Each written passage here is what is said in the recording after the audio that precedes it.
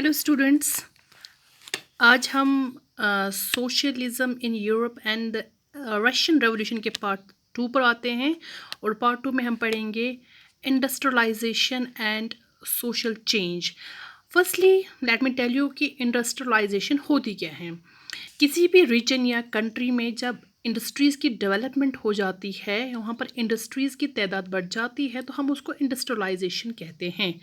यानी कि यूरोप में एक इंडस्ट्रियल रेवोल्यूशन आया था और इस इंडस्ट्रियल रेवोल्यूशन से क्या हुआ, वहाँ पर नई सिटीज़ बनी, नए इंडस्ट्रियल रीजन्स बने और development in new railway lines में भी आई। इससे क्या हुआ कि it brought man and women and children to factories, यानी कि लोग उनमें मैन वीमेन ऑल्सो चिल्ड्रन वो एम्प्लॉयमेंट के लिए वो फैक्ट्रीज़ की तरफ अट्रैक्ट हुए। लेकिन जहाँ पर काम का ताल्लुक था, जहाँ पर एम्प्लॉयमेंट का ताल्लुक था, वहाँ पर इन लोगों को बहुत सारी प्रॉब्लम्स का सामना भी करना पड़ा, जैसे कि वेज डिक्रीज़, यानी उनको पूर वेजेस पर इन इंडस्ट्रीज़ में काम करना पड़ता था। एंड लॉन्ग वर्किंग आवर्स, बहुत देर तक वो इंडस्ट्रीज़ में काम करते थे, काम तो बहुत देर तक करते थे, लेकिन वेजेस उनको अच्छी नहीं मिलती थी। वहीं पर उनको हाउसिंग प्रॉब्लम भी थी, अनएम्प्लॉयमेंट ज़्यादा बढ़ गई थी एंड सैनिटेशन प्रॉब्लम्स भी वहाँ पर थी। अब जहाँ पर प्रॉब्लम्स है वहाँ पर सोल्यूशंस तो होंगे ही होंगे। रेडिकल्स और लिबरल्स जो थे, उन्होंने इन प्रॉब्लम्स का हल ढूंढा कि उनकी अपनी भी प्रॉपर्टी है and they are also the employers. इसलिए उन्होंने कहा कि कि वो क्यों ना वो इन वर्कर्स को एम्प्लॉयमेंट दे ऑन गुड वेजेस, और इससे उनका जो प्रोडक्शन है वो भी बढ़ जाएगा। ये जो आइडिया है, इस आइडिया को, यानी कि रेडिकल्स और लिबरल्स का जो ये आइडिया था, इसको नेशनलिस्ट्स ने भी फेवर किया।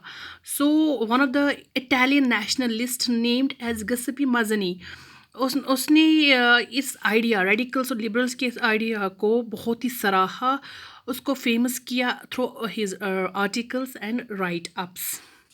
Now let's come to the famous socialists of Europe. Europe में बहुत सारे सोशलिस्ट्स थे। First of them was Robert Owen. Robert Owen, he was an English manufacturer and what he demanded to build a cooperative community called, उसका नाम उसने रख दिया new harmony in Indiana, USA में। लेकिन जो एक और सोशलिस्ट था, Louis Blanc, he was French socialist. उसने इनकरेज किया कि he wanted the government to encourage cooperatives, कि इस पर जो इन कोऑपरेटिव्स पर इस पर गवर्नमेंट इसको इनकरेज करे, गवर्नमेंट इसको अपने हाथों में ले ले। कोऑपरेटिव्स होती क्या हैं?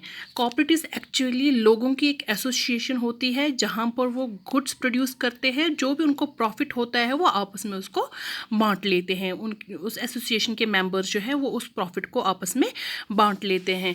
Karl Marx, one of another socialist, he argued कि जो ये इंडस्ट्रियल सोसाइटी है, ये capitalist, it was industrial society was capitalist. Capitalist means कि वो लोग जो इन इंडस्ट्रीज़ को ओन करते थे, जिनकी इंडस्ट्रीज़ होती थी, उनको कैपिटलिस्ट कहते थे। और इससे क्या होगा, जो ये इंडस्ट्रीज़ इन कैपिटलिस्ट के हाथों में है, इससे क्या होगा कि एक तो वो इसमें वर्कर्स काम करते हैं, लेकिन जो प्रॉफिट है वो यही कैपिटलिस्ट एक्यूमुलेट करते हैं, यानी कि जो वर्कर्स की कंडीशन है वो इससे इम्प्रूव नहीं होगी तब तक जब तक ये प्राइवेट कैपिटलिस्ट से प्रॉफिट खुद ही सारा ये प्रॉफिट हड़प लेंगे।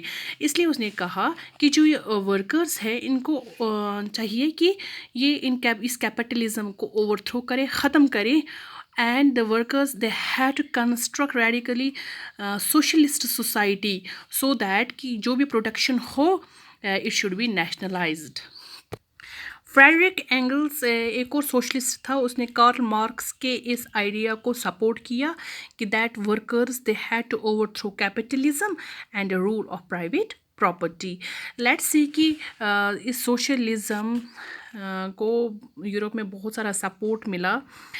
सोशलिस्ट जितने भी थे, उन्होंने यूरोप में एक इंटरनेशनल बॉडी बनाई जिसका नाम उन्होंने दिया सेकंड इंटरनेशनल। इसी तरह से इंग्लैंड और जर्मनी में भी इन वर्कर्स ने बहुत सारी एसोसिएशंस बनाई और इनकी डिमांड थी कि they demanded reduced working hours में वर्किंग आवर्स कम कर दिए जाएं, and they demanded also the right to vote, ताकि वो यहाँ की गवर्नमेंट को अपने हाथ में ले सके। लेकिन जर्मनी में क्या हुआ कि दीज एसोसिएशंस, ये जो वर्कर्स की जो एसोसिएशन थे, worked with the social democratic party, इस पार्टी के साथ उन्होंने काम किया और इससे उन्होंने इन एसोसिएशंस को जर्मनी में पार्लियामेंट्री सीट्स को जितवाने में मदद की। Social democratic party, it's a full form of SPD। And in 1905 what happened, ये जो सोशलिस्ट्स थे और जो ट्रेड यूनियनिस्ट्स थे, उन्होंने ब्रिटेन में एक लेबर पार्टी बनाई और फ्रांस में सोशलिस्ट पार्टी बनाई। लेकिन ये सोशलिस्ट्स यूरोप में गवर्नमेंट बनाने में सक्सीड नहीं हुए, यानी कि यूरोप में अभी तक गवर्नमेंट रेडिकल्स और लिबरल्स की ही चल रही थी। वहाँ पर ये सोशलिस्ट्स अपना लोहा नहीं मनवा सके। Thank you.